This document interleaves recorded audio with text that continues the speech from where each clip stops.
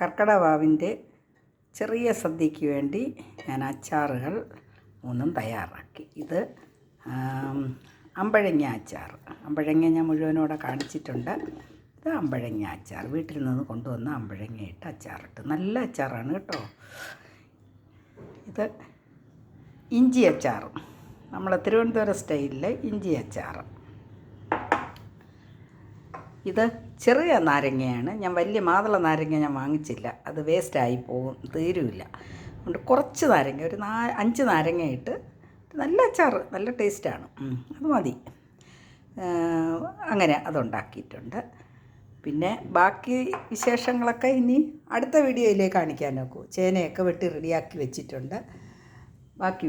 ബാക്കിയെല്ലാം ഞാൻ അടുത്ത വീഡിയോയിൽ കാണിക്കാം. അപ്പോൾ ഈ വീഡിയോ ഇഷ്ടമായി കാണുമോ? എങ്കിലൊരു ലൈക്ക് തന്നൂടെ, ഒരു ഷെയർ തരിക, ഒരു സബ്സ്ക്രൈബ് തരിക. അപ്പോൾ ഓക്കേ.